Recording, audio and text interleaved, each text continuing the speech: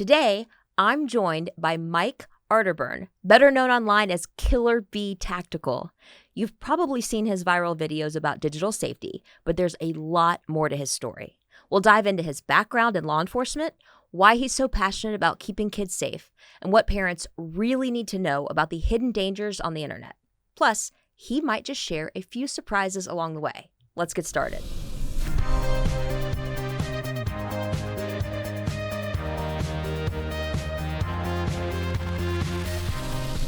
Mike, I cannot believe you are actually here in real life. I'm so freaking stoked. I don't even know where to begin. Actually, I do. This is my job. So, what is the question you get asked the most when people see you out and about and they're like, wait, don't I know you from like TikTok or Instagram? So once they get over the like, hey, I know you, how do I know you? What do they ask you? Gosh, usually something about either home safety or child safety or internet safety. It just kind of depends. It's always a safety question.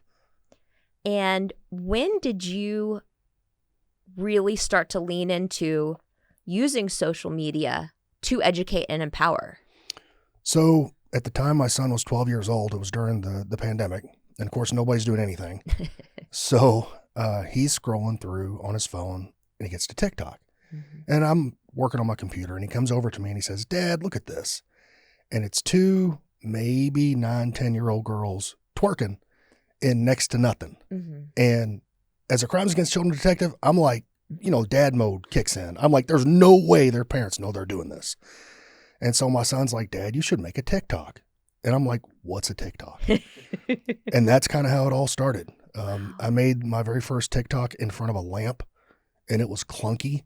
But that one, just some very basic safety tips on what I was seeing, in my world and how kids do things. And then that one video led to the next question that I would get in the comments. Well, how do we, protect against this? And then it just kind of spiraled from there. So yeah, that's how it started. That's incredible. Do you feel that this is by chance, or are you like, this is happening for a reason and I'm leaning into it? So before that, I almost died. Oh. So yeah, I wonder, with I think I have 4 million followers now.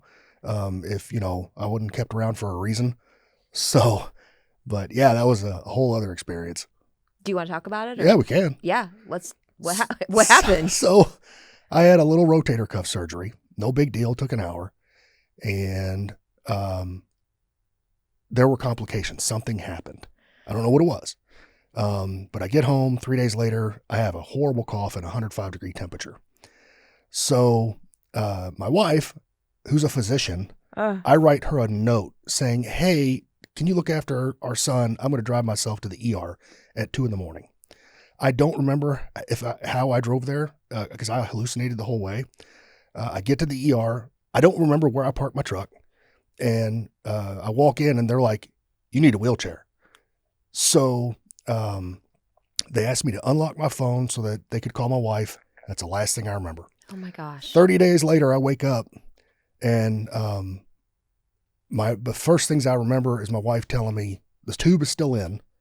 And she's like, don't try to get up. You can't walk. And I'm like, what'd they do to my legs? I didn't know how long I'd been out. Well, then I realized that the season had changed, that it was no longer fall, it was winter. So, anyway, that took some getting over. It took about, I guess, maybe 6 months physically and maybe a year mentally to get past like all the whole thing. Was it a blood clot? No. I may have aspirated, that's in that fine print of, if you're going under general anesthesia, this could happen. And that may have been what happened. Wow. So we don't know still what happened, but that was the effect. Yeah.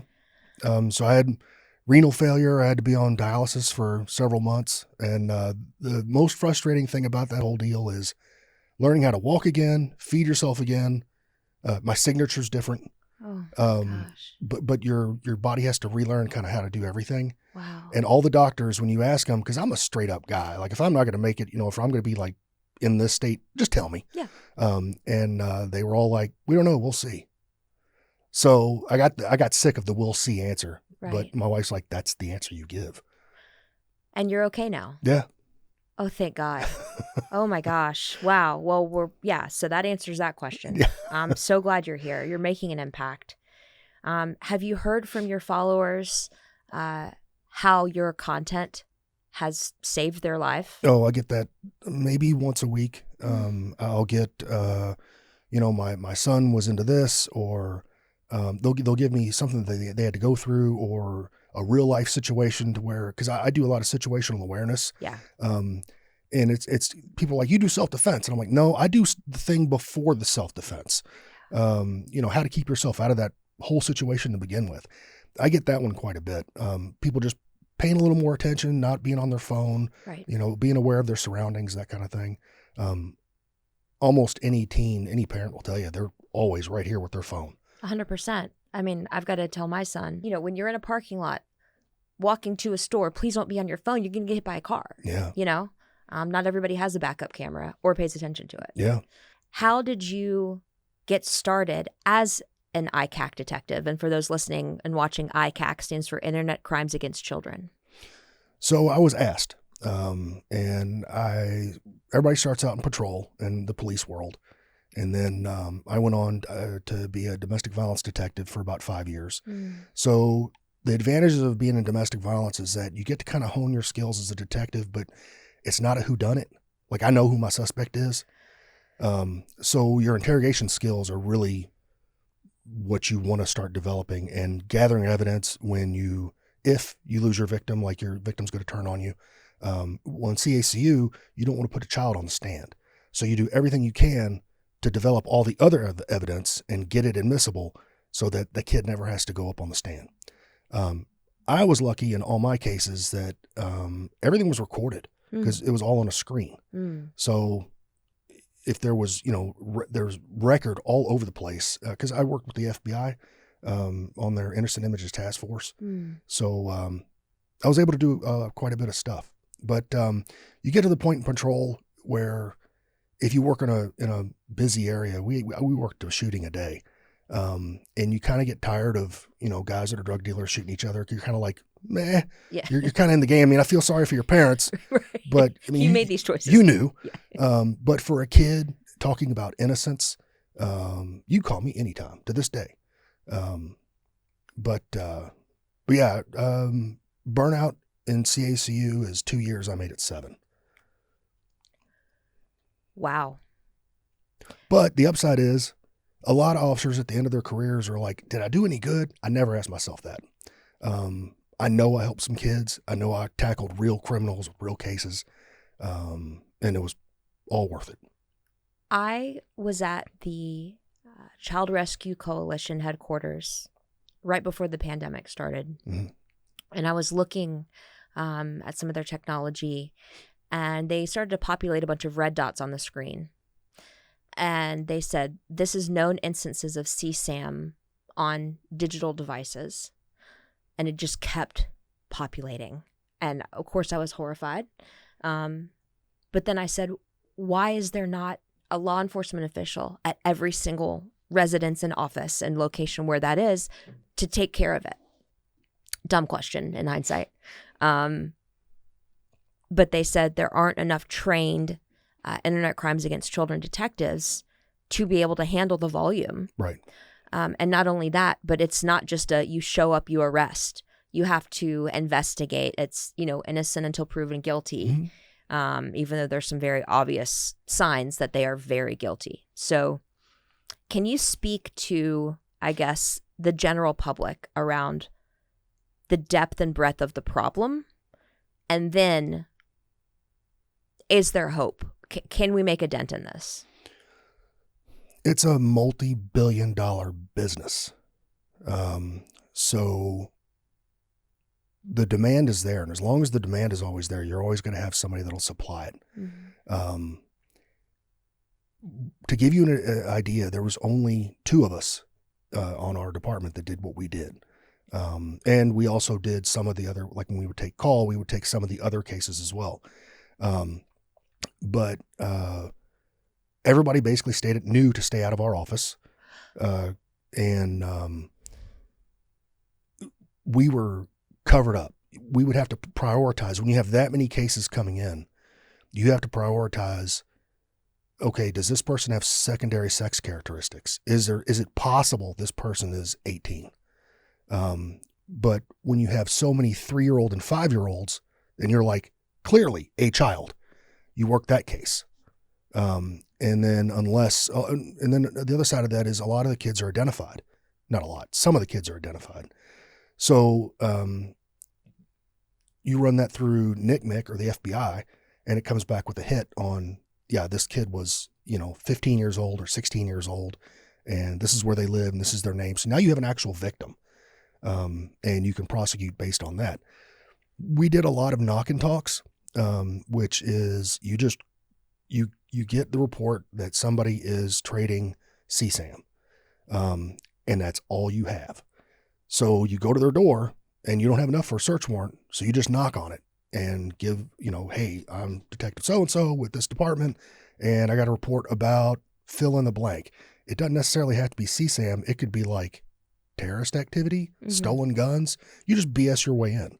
And you'd be amazed how many people are like, yeah, sure, come on in, because they think you're never going to catch them.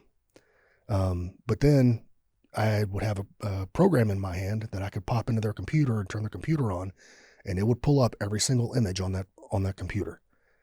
And if I see any CSAM, they're cooked. That's when I go get a search warrant, I arrest them, and then do a forensic search on their computer. So do they just sit there while you get the arrest warrant? Are they in handcuffs at this point? It's officer safety first, because not so much then, but I think the word's gotten around more that, like, my guys, I did a lot of stings. So I would pose as a 14-year-old girl or a 12-year-old boy online. And I use this as an example when I'm talking to teenage kids. Like, I was convincing, and whoever you're talking to, it could be me, like a full-grown man with a beard. So we would do these stings, and those guys, at first I thought it was a little overkill, because they would run it like any other operation, like you would run at a dope house. You'd have an emergency route. You'd have EMS standing by just in case something happened. Yeah. Plenty of guys right there to take action if something happened, because my guys eventually would show up with, they had drugs, they would have sex toys, they would have CSAM usually. And it's a lot of those guys, because they thought they were meeting a child, it would be CSAM that was like altered Shrek videos. Right. Because that's easier to talk to a kid about. Right. Those kind of predators are not like, in general, are not like bank robbers and murderers. So I have to switch my interview technique. So, because my whole goal was to get a confession from the bad guy, because a normal panel of 12 jurors does not understand how a full-grown man is really sexually attracted to a 6-year-old. And it's not like some kind of fantasy that he was having online. He showed up. So, sometimes they would have weapons. I've had them bring rope and duct tape, so you caught a real bad guy. But these guys are introverts, usually. They're very socially awkward. So I would show up because I'm trying to have the best interview game that I can.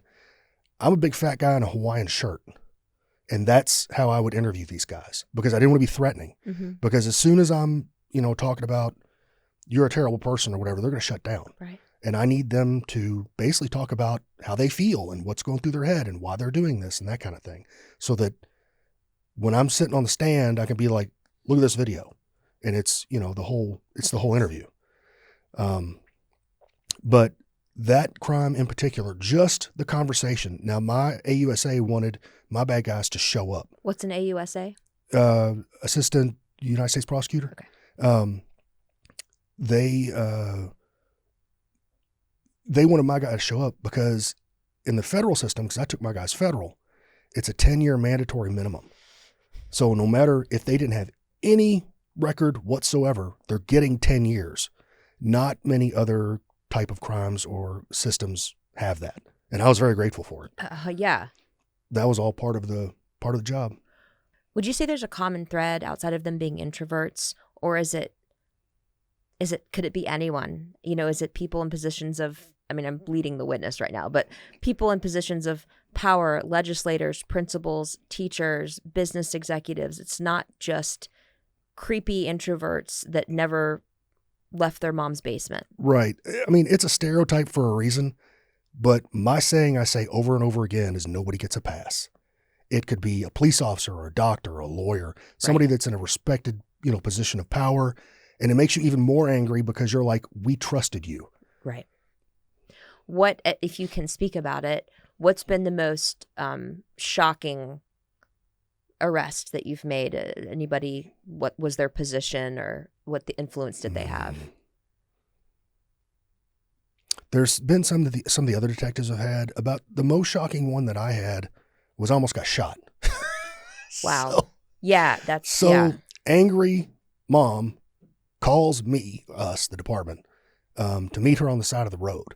And I'm like, where is this going? Her current husband, who is the stepdad, ran a line because at the time the Wi-Fi was not as good. So Wi-Fi camera picture wasn't good enough. He wanted cable. So he ran a cable from one end of the house to his stepdaughter's room, who was 16, and was filming her doing everything. Mm-hmm. Mom finds out and calls me and shows me the laptop. She has some of the once an image is on a disk, it never goes away. It's just overwritten, and you have to pretty much intentionally do that. All you're really doing when you delete a file is you're taking the card out of the card catalog at the library. The book is still there. And that was my job, was to go in and find that book. Mm. So he had tons of CSAM material. And he knew as soon as he saw me, he knew he was cooked. Because he came home and he reached for his waistband, and I was close enough to him that I could put my hand on it and grab his belt and the top of the pistol at the same time. And I still, believe it or not, I still have the round sitting on my dresser that was chambered. And he swore up and down he was just getting it out to give it to me. Right. Yeah. And I was like, I don't think so, bro. Wow. Yeah. Wow. What do you think the average parent doesn't realize about everything that you have seen and continue to encounter? Like, I'll pause there. That's kind of one of the reasons I do the videos, is because I know that I've experienced a world a lot of people don't want to be in. No. But also kind of need to know, the highlights of what we're seeing, what's out there. I think the FBI estimated there's like 500,000 child predators online at any moment. Yep. So when I was doing it, chat rooms were big. Mm-hmm. And I would take my decoy into a chat room and just sit there. I would not initiate anything. I would just sit there. And I would get so many propositions from men that my screen would fill up with windows to the point where this is too many. I have to turn myself invisible, and then I have to focus on just a select few that were the most aggressive. And I think probably women, because they get harassed online a lot, probably realize it more, especially, the younger women that grew up with technology. But that was probably one of the more surprising things when I would go to schools and explain to like panels of parents, this is what I'm seeing. Just nobody talks about it because it's heavy. Yeah. It's heavy. And when you introduce a sexual element into any of it, there's also taboo and guilt and shame around people's personal sexual histories and preferences. And we've got to get over that. Like, we have to get over that. Well, it's difficult to get that message out there because of auto filters on platforms. Yeah. Like right now, my TikTok is suffering bad because I don't filter my words. I just tell it like it is. And for the amount of following that I have to the amount of views that I'm getting, I'm throttled hard. What do you think that using like the corn emoji instead of the word porn, or instead of saying see Sam, like have you used other ways of sharing your content, and has it performed better? In some cases. Yeah. I think they're catching on just like everybody else is catching on. Yeah. So until those phrases change, everything's going to evolve, better mouse trap.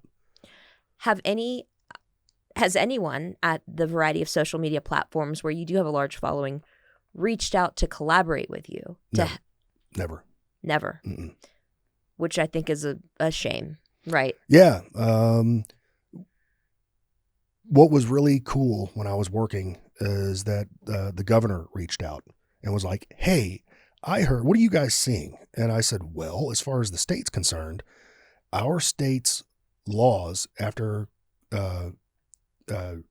people that have been convicted of sex crimes, after they get out, are more lax. It's easier for them to live here. So we're attracting them. Oh, ew. Yeah. If you go to familywatchdog.us and you type in your home address, where I was going to college was almost solid with dots on where predators were living, convicted sex offenders. So it's an eye opener. And you know, like when you're saying I'm just going to go run around the block, what are you running around? Right? Yeah.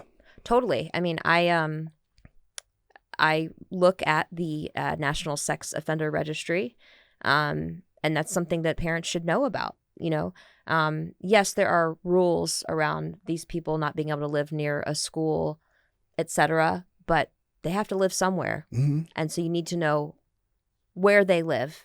And I would say in some cases, make sure your older children know that if they ever see this person, you know, you go the other way. We need to call them out. They don't get to live in privacy. They lost that right. Well, and when you look at it'll list the crime that they did, and it'll be like a child under 13 or whatever, and you'd be like, well, my child's 15, he'll be safe. Not necessarily.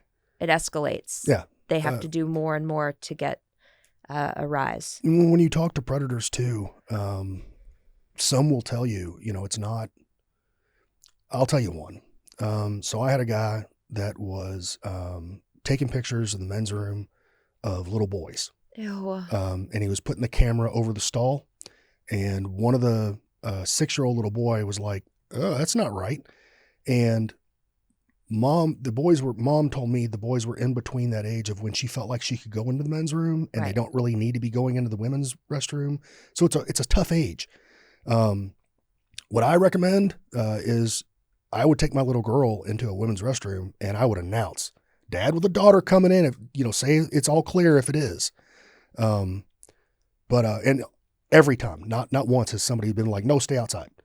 But at any rate, it was very important to him when I was doing his interview, for him to get across the point that it wasn't about being a boy. It was about being a prepubescent child. So if he could have got into the girls' restroom, he would have. And he explained before puberty, boys and girls are kind of the same. Right. And I was like, oh, that's a terrible revelation. But yeah, I get it. Yeah. Has anyone ever given you insight into why they have this attraction or why they feel this way outside of the fact that perhaps they were victims of abuse as children? So I'm always trying to sharpen that tool. So I would ask psychiatrists, like, what makes these guys tick? What is the blanket thing you can tell me that makes me a better interrogator? And she said, treat it like it's an orientation. That is just their preference. And if you come at them that way and explain it that way, they might talk to you. And since I had that mindset and I was like, you know, you couldn't convince me, you know, that I like men, and I can't convince you that you like women. It's just you are how you are. And a lot of times those interviews would gain traction, and I'd get more dialogue out of them that way. And so have you gleaned any insight into why that is their orientation? I think it's probably, you know, something in their background, maybe something in the DNA. It's really hard to answer. I can tell you it's almost always men.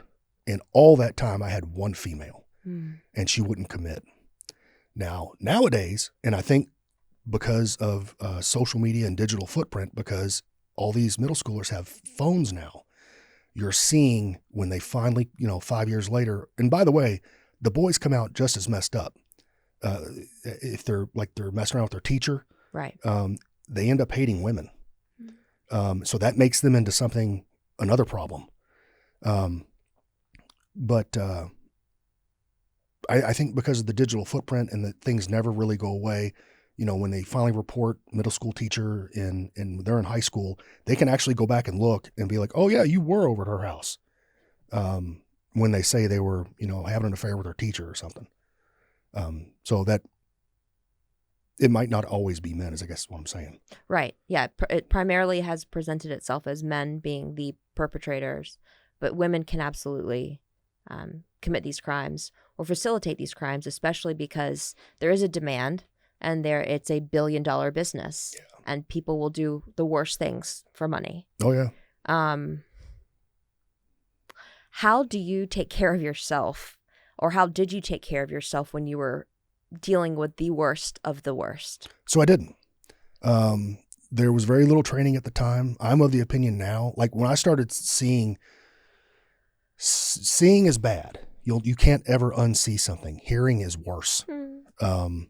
So when you're having to review these videos, and I won't go into the details on the awfulness of it, but that sticks with you. At the time, this was relatively a new thing, and there was no like mandatory, you should probably get checked every 6 months just to make sure you're good. I think I read that the average person maybe sees 3 incidents in their life that are like super bad. But the average police officer sees like around 700. I probably saw way more than that. But when I got sick, I thought I'd handled everything, and I didn't. Right. It all just came vomiting out. And my wife was like, "You need to see somebody." Yeah. So, I had to get a little help for a while, but I'm good now. Understandable, and I'm glad that you did get that help.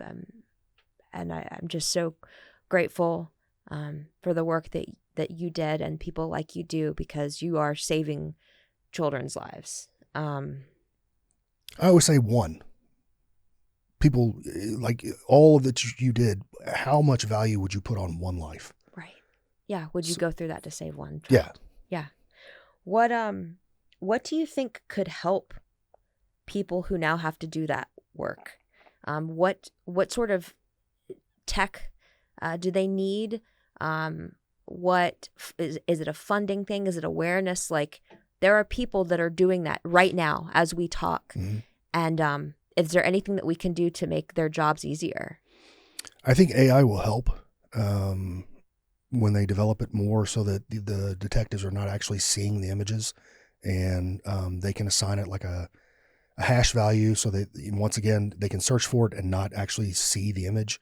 When I was doing it, there were VCR tapes. Oh my gosh. I would have to have a stack of VCR tapes and a stack of TVs, and I would just hit play, because what they would do is it'd be like the beginning would be normal TV, and then the middle would be all CSAM, and they would just splice it in there. Right. So you literally had to let it run.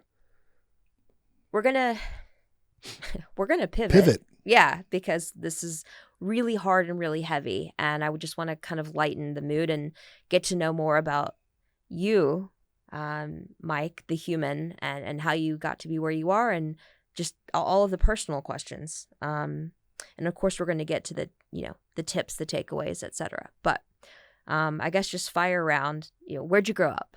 In Louisville, Kentucky. Okay. Yeah. Okay. And 2 children, wife. You're a beekeeper. I am. Tell us how you landed on Killer Bee Tactical, because it's such a solid name. So I had to think of something to do when I retired, because some of the best advice that you get when your profession is kind of also your identity. Military guys get this too.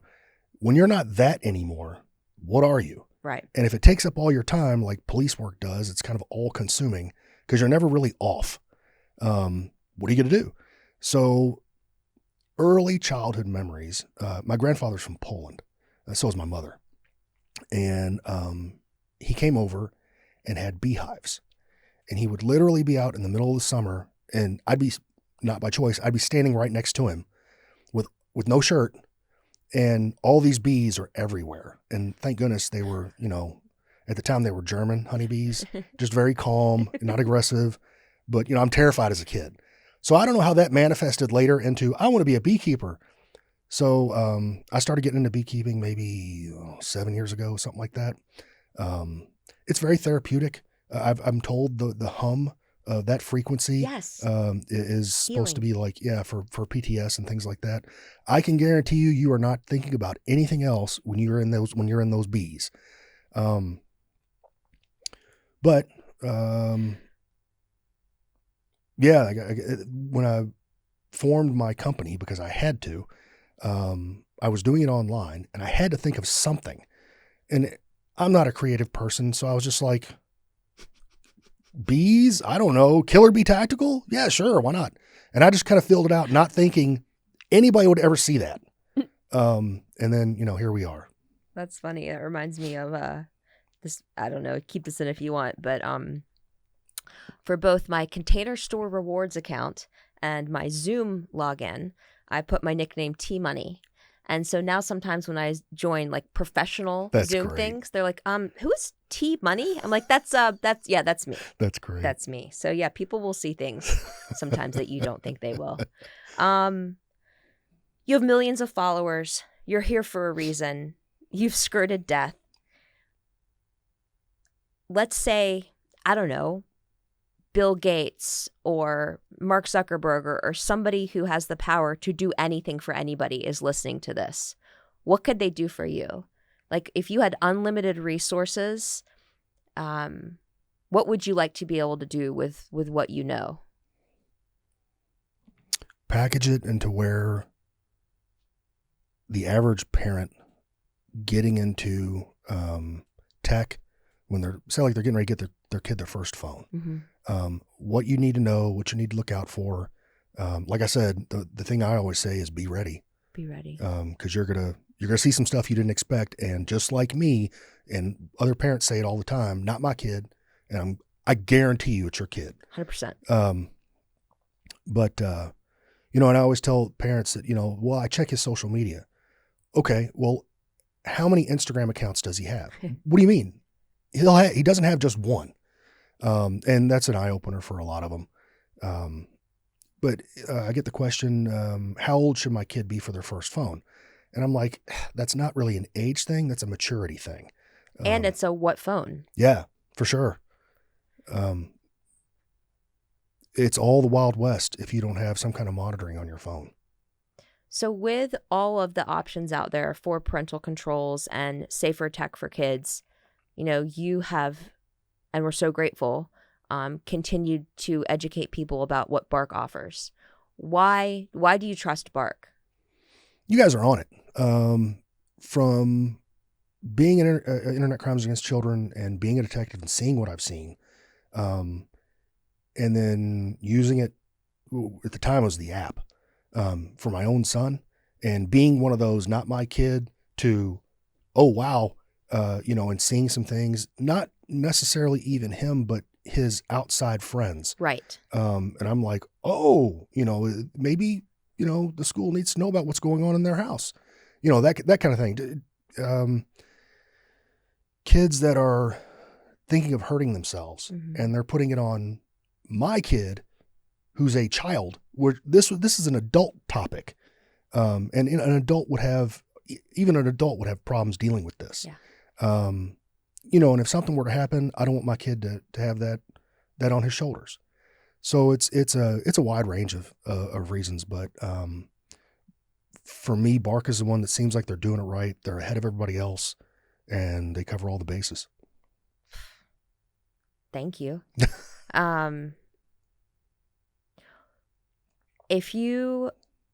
Let's say you have a second grader, and you've heard Mike, you've heard Titania, you've heard us, and you're like, okay, I want to be prepared. I don't want to just get surprised by all the stuff that's coming at us.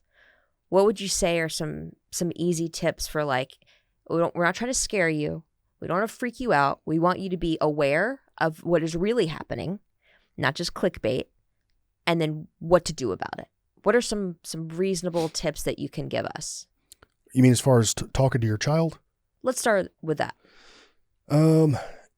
Once again, maturity based, not really age based. I'm a crazy person, so I have to kind of throttle what I could.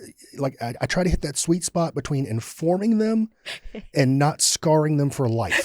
No. Because I've seen some things, and some things that are not that big of a deal to me probably would damage most humans. Right. So whatever that happy me, I think it's, it's a case by case, situation. But the whole thing I was saying earlier that, you got to tell them, look, this is mine. I'm letting you use it. I pay the bills. You live under my roof. If I want to look through it, I'm going to look through it. And just don't say anything crazy. I'm not going to be all up in your business, but I want to know what's going on. So I'm going to share what I think with you, and I want you to grade me on like, that's right, or you missed something. So if I could go back in time to when my son was, let's say 5, he's 16 now, but I wish I could go back. Here's what I would do. I would have that conversation with him around, this is my device that you have the privilege of using. Mm-hmm. It is a privilege. It's not a right. And you can either earn the right to use it or lose the access. But it is my device, A. B is no connected tech behind closed doors in the bedrooms overnight. I used to give him the iPad just to get him to take a bath, like, no, Titania, don't do that. Don't do that. I would have confidence to be the parent and not worry about my child liking me, right? You can be their friend later. Mm-hmm. Birth to 17, you are responsible for keeping them safe, not only in real life, but online. Yep. I would say it doesn't matter if all their friends have Roblox or Fortnite or Minecraft or Snapchat or iPhones. That is not the best choice for your child before they're ready. So stay firm. I would say don't worry about being left out. You actually want them to be left out of all of the bad that they can encounter online. And we're not just talking about sex crimes and predators. We're talking about misinformation, addictive algorithms that can exacerbate underlying mental health issues. Just light things like influencers trying to push products on your kids and they haven't disclosed that they're being paid for it. Mm-hmm. Your kids don't need that.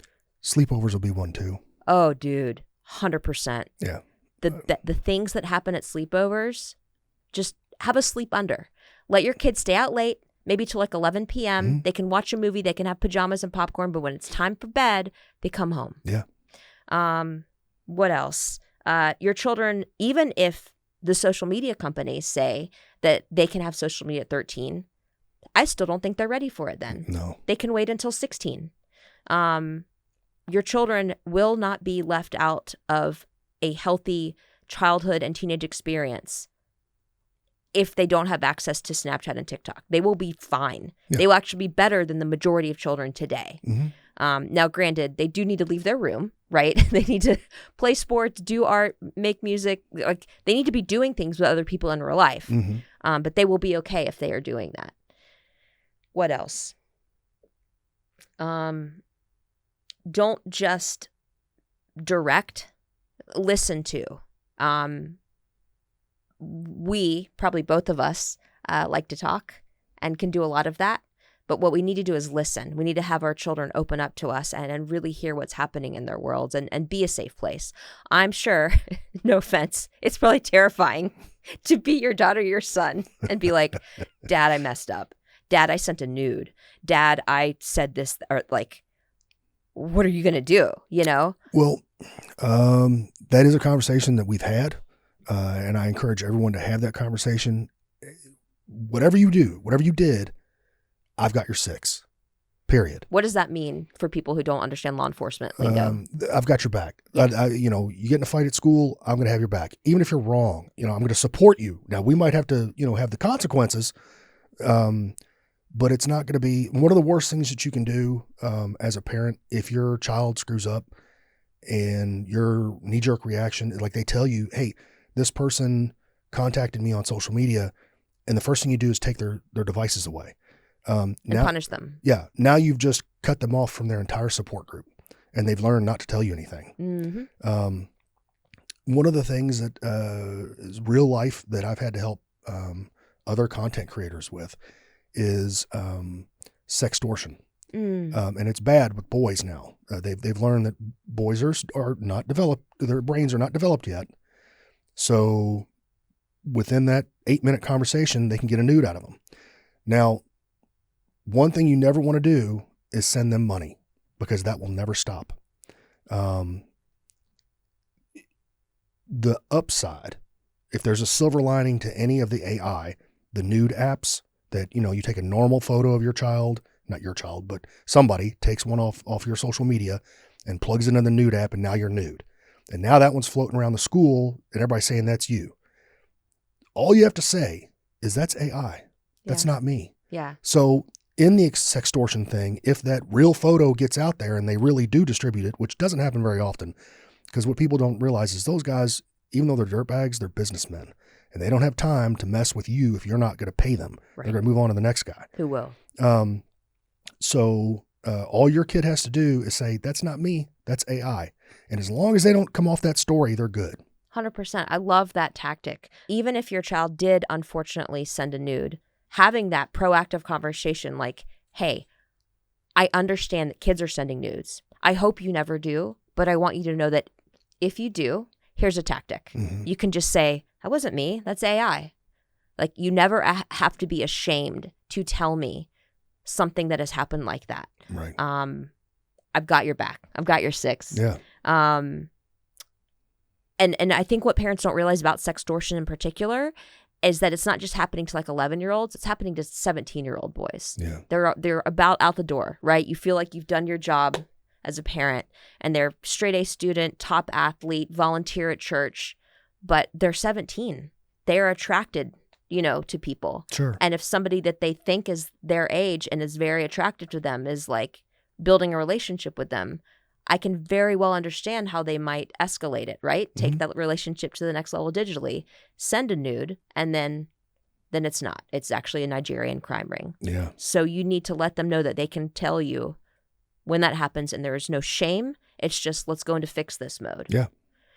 No child needs to die by suicide because they're too afraid to tell their parent what mistake they have made. Yeah. And that whole thing, those stories are heartbreaking. They're heartbreaking. It happens way more than it should. So like, pause this episode right now and go talk to your child and say, hey, I just heard that there are children that have made mistakes online, and then they don't want to be on the planet anymore because of it. Yeah. And I just want you to know that you can come to me with anything, the worst thing you can possibly imagine, and you're not in trouble, and we will get through this together. Yeah, we'll handle it. We'll handle it.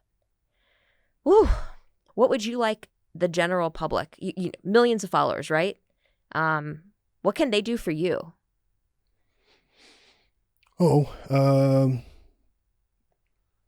If they just, like and share my videos, that'd be great. Yes. Everybody, like and share and subscribe.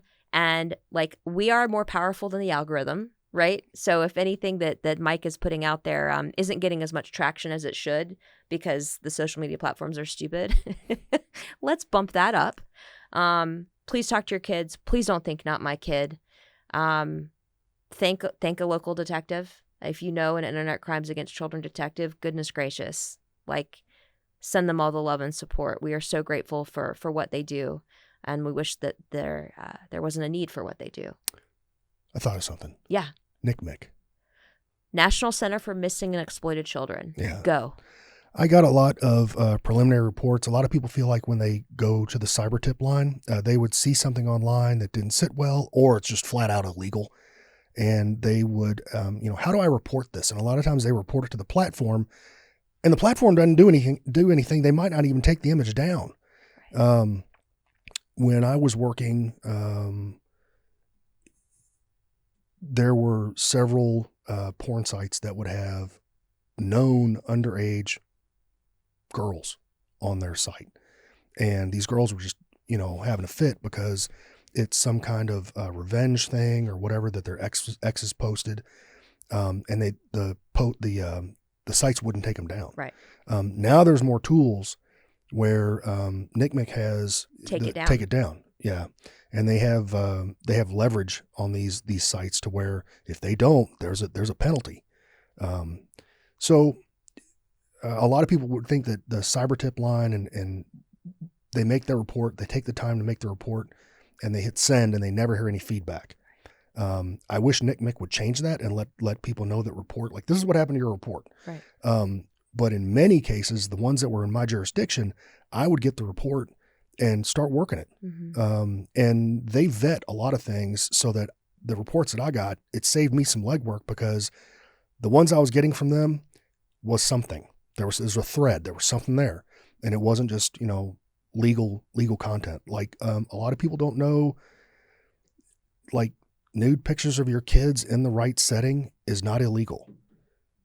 Expand on that. Like, if you're in the bath and you're taking pictures of your child, and pornography is defined by genitalia. Mm-hmm.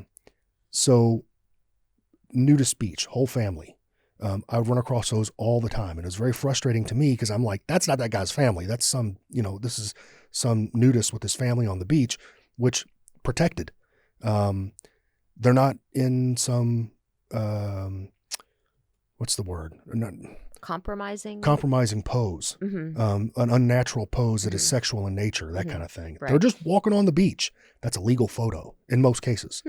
So it's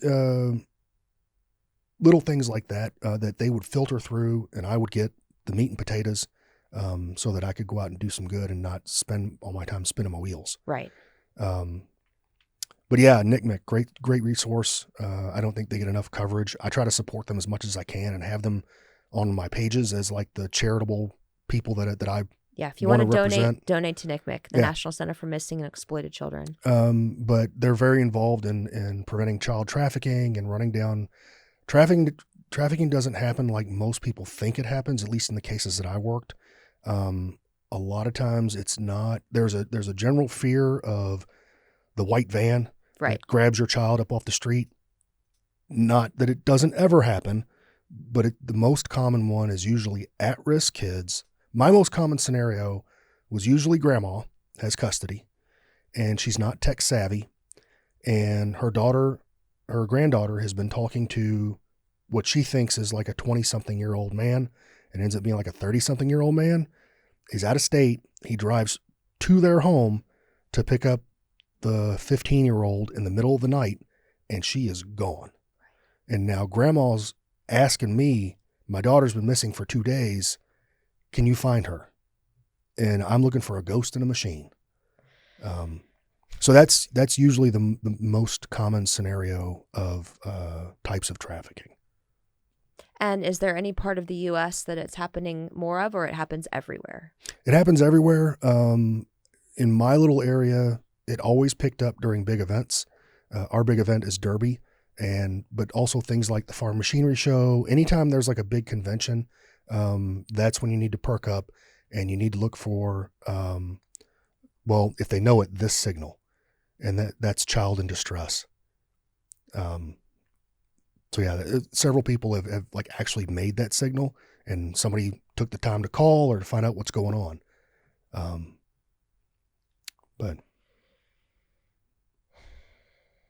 And what makes it worse is a lot of times, if they're underage, they've usually never been arrested. So they don't have any ID. So now you're just having to trust, this is your uncle, and what's his name? And you're actually fighting the child, trying to, I'm trying to rescue you. But like whatever they've come from is worse than what they're dealing with now in some cases, or they're addicted to substances. So there's like a whole side of child trafficking that is not just grabbing the kid off the street. It's like a whole complex ball of yarn. Goodness gracious. I don't drink, but I would really like a stiff shot of tequila right now, just on the rocks. Yeah, that would, I think, yeah. One more thing on trafficking. Please. Why not? So all the marks on the cars, like somebody leaves a dollar bill or whatever or a napkin under your handle. Companies spend millions of dollars to make drugs transdermal. Fentanyl by itself is not transdermal. If you happen to get into fentanyl, a lot of people are worried about they're going to get drugged and stolen. Right. Or there's like a little silver mark on their back of their car that probably came from the dealership. Some car washes do it. Right. But That's not how trafficking happens. They don't put a little mark on your car and then follow you around. I mean, not that it couldn't happen, but if we're talking about like generalizations on like what really is going on, that's not one of them. Yeah, that's what I really hope people take away from our time together today is the stuff they don't need to worry about and the stuff they absolutely do. You know, how often is this actually happening? How at risk is your child if your child is not an at-risk child? Mm-hmm. And I believe the takeaway from today is that it can be any child if they have unprotected tech in their home. Yeah, absolutely. So do something. Do something today. Talk to your children in age-appropriate ways. If you don't know what to say or how to ask, drop a comment under where you're listening. Say, hey, how do I talk to my 6-year-old about XYZ? We will tell you. We are here for you. We're here to help you. You can also lean into your child's pediatrician, school counselor for age-appropriate ways to talk about these things. Mm-hmm. You don't have to come right out to your 6-year-old and say, let's talk about sexual predators today, right? NCMEC also has some good videos. Yes, that are that's smart. Yeah. Again, back to NCMEC. They're great. So anyway, you don't have to go at this alone, but you can't continue to do nothing. Yeah. You have to do something about this and protect your child and help your child understand that they can be a hero by speaking up about some tricky person that might be contacting them. Mm-hmm. They're not only protecting themselves, they're protecting the other children. Absolutely. Because one predator has potentially 250 victims over the course of their lifetime. Mm. So let's change that. Yeah. Mike, I can't thank you enough for coming to Atlanta to spend some time with us, for what you've been through, for the influence that you have. And I hope the next time we talk, you've got like 100 million followers. You know, like that can happen. Let's make this happen, people. If you're not already following Mike on all the places, and we'll link to his handles, go follow right now. Share his content. Let's help prevent children from being harmed online. Thank you so much for having me.